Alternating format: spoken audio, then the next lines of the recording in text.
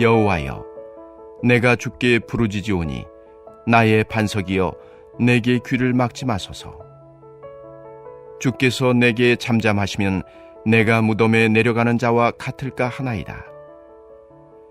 내가 주의 지성소를 향하여 나의 손을 들고 주께 부르짖을 때에 나의 간구하는 소리를 들으소서. 악인과 악을 행하는 자들과 함께 나를 끌어내지 마옵소서. 그들은 그 이웃에게 화평을 말하나 그들의 마음에는 악독이 있나이다. 그들이 하는 일과 그들의 행위가 악한 대로 갚으시며 그들의 손이 지은 대로 그들에게 갚아 그 마땅히 받을 것으로 그들에게 갚으소서. 그들은 여호와께서 행하신 일과 손으로 지으신 것을 생각하지 아니하므로 여호와께서 그들을 파괴하고 건설하지 아니하시리로다. 여호와를 찬송하며 내 간구하는 소리를 들으심이로다. 여호와는 나의 힘과 나의 방패이시니 내 마음이 그를 의지하여 도움을 얻었도다.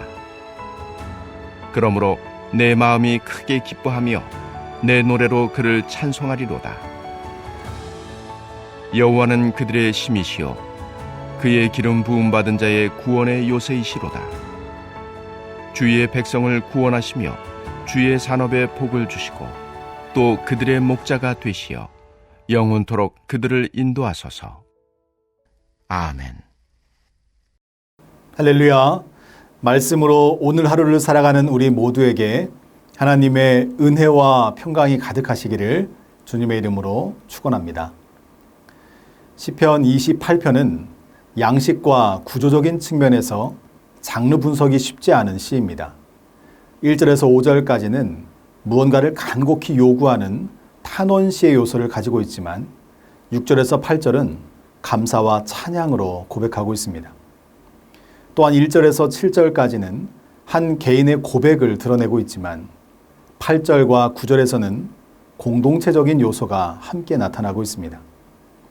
따라서 시편 28편은 어떤 관점을 가지고 바라보느냐에 따라서 장르가 달라질 수 있습니다. 그러나 오늘 우리는 다윗의 입장에서 하나님을 바라보는 감사의 고백으로 오늘 본문을 이해하고 바라보고자 합니다. 여러분은 언제 가장 두려움을 느끼십니까? 학업과 직장, 교회와 가정에서 찾아오는 문제, 물질의 문제, 자녀의 문제, 때로는 불확실한 미래가 여러분을 두렵게 하지 않으십니까? 그러나 하나님을 믿는 우리에게 가장 두려운 것은 세상의 것을 누리지 못함이 아닙니다. 우리가 진정으로 두렵게 하는 것은, 우리를 너무나도 힘들고 지치게 하는 것은 하나님께서 나를 돕고 계시지 않다고 느껴질 때, 하나님과의 친밀함이 전혀 느껴지지 않을 때가 가장 두려운 시간인 것입니다. 오늘 본문에서 다윗은 하나님의 침묵에 대한 엄청난 두려움을 가지고 있습니다. 그리고 하나님께 이렇게 기도합니다. 1절 말씀을 보겠습니다. 여호와여, 내가 주께 부르짖으오니 나의 반석이여 내게 귀를 막지 마소서. 주께서 내게 잠잠하시면 내가 무덤에 내려가는 자와 같을까 하나이다. 아멘.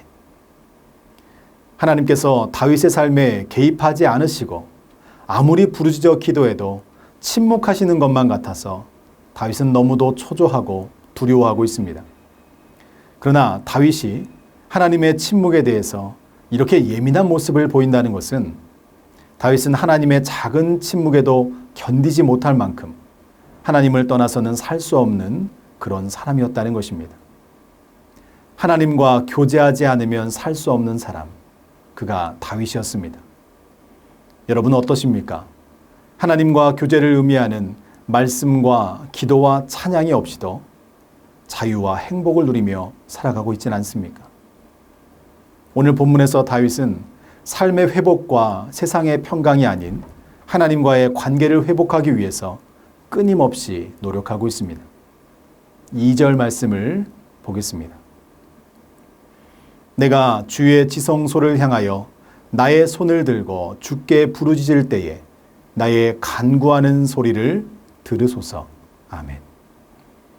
다윗은 지금 지성소를 향해 손을 들고 부르짖어 기도하고 있습니다. 손을 든다는 것은 하나님께 항복하는 것입니다. 두 손을 들어 기도한다는 것은 하나님께 내 삶을 전적으로 맡기는 것입니다. 내 생각, 내 의지를 내려놓고 오직 하나님의 뜻대로 하시옵소서. 내 삶 가운데 개입하여 주시옵소서. 다윗은 이렇게 고백하며 기도하고 있는 것입니다. 성도는 신앙의 위기 가운데 포기하지 않고 기도해야 합니다. 다윗은 침묵하시는 하나님으로 인해서 심적으로 육적으로 너무나 괴로웠습니다. 그래서 다윗은 더욱 끝까지 하나님을 붙잡고 있습니다. 하나님께서 임재하시는 지성소를 향해 간절한 마음으로 기도하고 있다는 것입니다. 왜냐하면 다윗의 인생에서 가장 중요한 문제는 하나님과의 연합이었기 때문입니다. 날마다 하나님과 교제하는 거룩한 백성으로 살아가는 것이 다윗에게는 가장 중요한 문제였다는 것입니다. 내 삶이 지치고 힘들 때, 어려운 문제들이 내 앞에 찾아왔을 때, 그때가 하나님을 더욱 붙잡는 시간이요, 진정으로 하나님을 만나는 시간임을 기억하시기 바랍니다. 내 뜻대로 풀려지지 않는 현실 때문에 두려워하지 마시고, 하나님과의 긴밀한 교제가 끊어지는 것을 더욱 두려워하는 우리 모두가 되시기를 소망합니다. 진정한 위기는 우리가 기도하지 않는 것입니다. 하나님과의 단절이 그리스도인들에게 있어서 가장 큰 위기임에도 불구하고 하나님께로 나아가지 않는 우리 모습이 어쩌면 가장 큰 문제요, 가장 두려운 현실이라는 것입니다.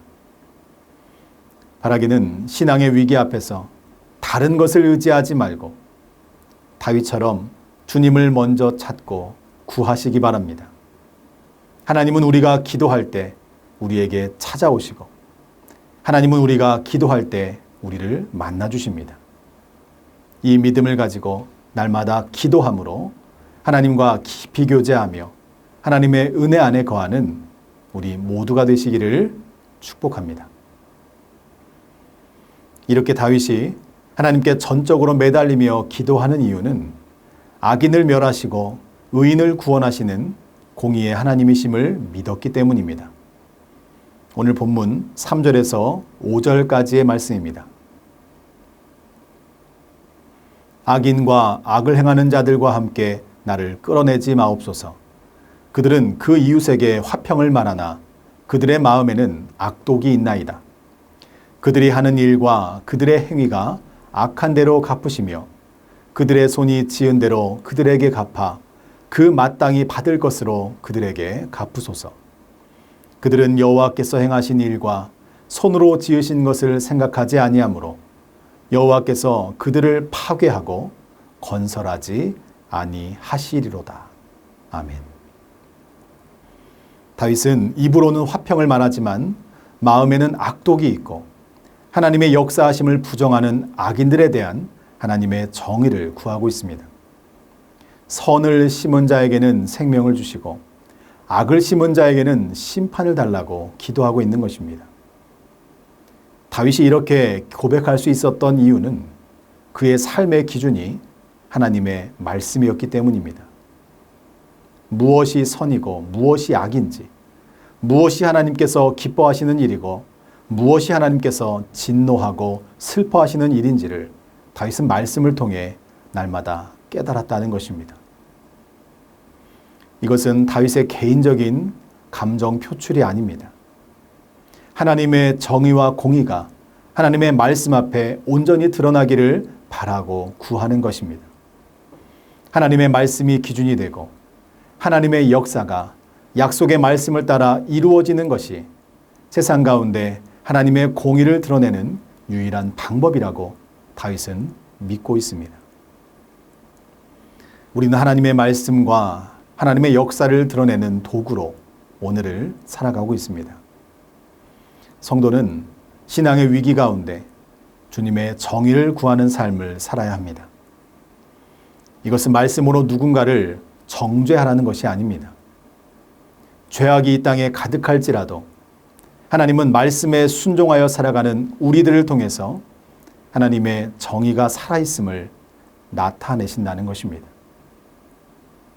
그렇다면 성경에서 말하는 하나님의 정의는 무엇입니까? 이 땅 가운데 보여주신 하나님의 정의는 예수 그리스도의 십자가와 부활이었습니다. 죄의 삭은 사망이기에 죄인인 우리는 마땅히 죽을 수밖에 없는 인생입니다. 그러나 하나님은 우리를 살리시고 아들을 죽이셨습니다. 죄로 인해 아픔과 고통 속에 허덕이며 살아가고 있는 우리를 구원하시고 부활 생명으로 영원한 소망을 주시는 것이 하나님의 정의와 공의였다는 것입니다. 그래서 우리는 그 은혜에 감사함으로 하나님의 구원을 신뢰하며 믿음으로 살아야 합니다.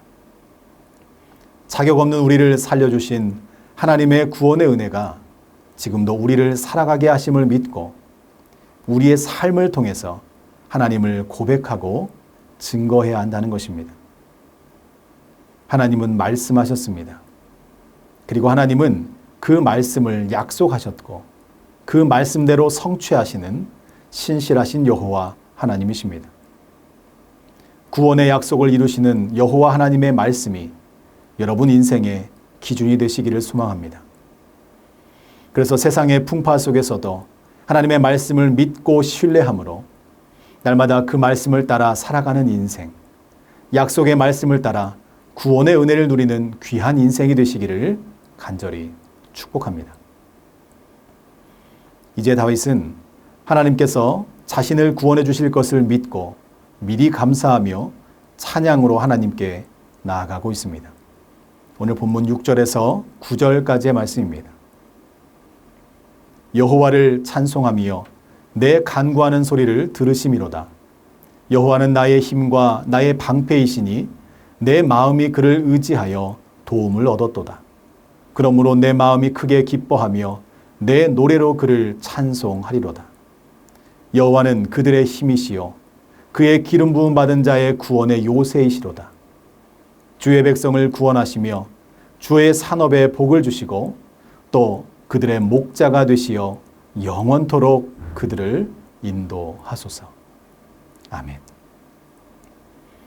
찬양은 하나님을 높이는 것입니다.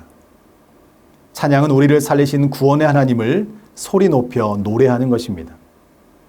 내가 왕이 아니요 여호와 하나님이 진정한 왕이심을 인정하고 찬양하는 사람이 진정 겸손한 사람입니다. 내 삶의 중심에 구원의 하나님을 모시고 살아가는 사람이 진정으로 복을 누리는 사람인 것입니다. 그가 바로 다윗이었습니다. 다윗은 자신이 왕임에도 불구하고 진정한 왕 되시는 여호와 하나님께서 이스라엘 백성들을 이끌어 주시기를 기도하고 있습니다. 다윗에게 있어서 하나님은 모든 것을 채워주시는 진정한 목자였습니다. 하나님이 다윗의 목자가 되신 것처럼 이스라엘의 목자가 되시고 그들을 영원토록 인도해 주실 것을 믿고 구하고 있는 것입니다. 하나님은 다윗의 기도와 찬양을 기뻐 받으셨습니다. 그의 예배를 받으심으로 모든 것을 회복하셨다는 것입니다.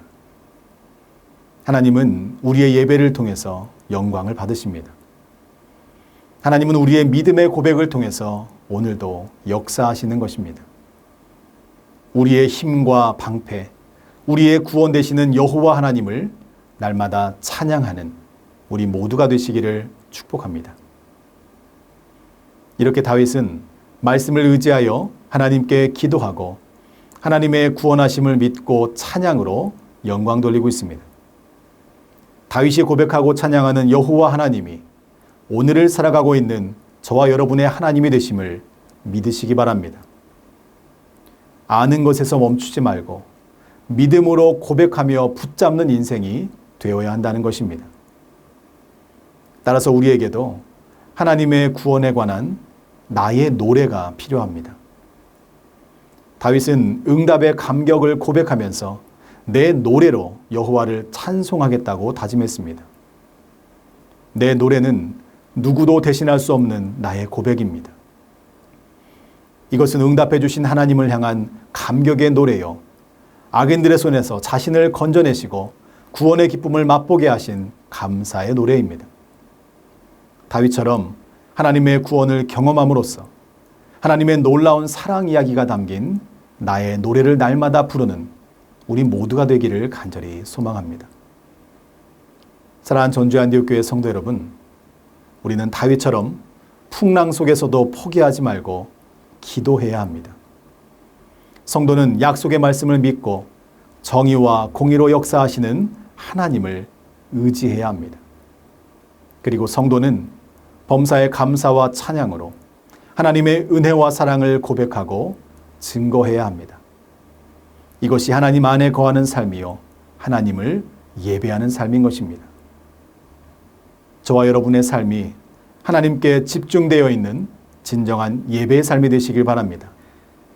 그래서 어떠한 상황 속에서도 하나님과 함께 믿음으로 전진하는 저와 여러분 모두가 되시기를 주님의 이름으로 간절히 축원합니다.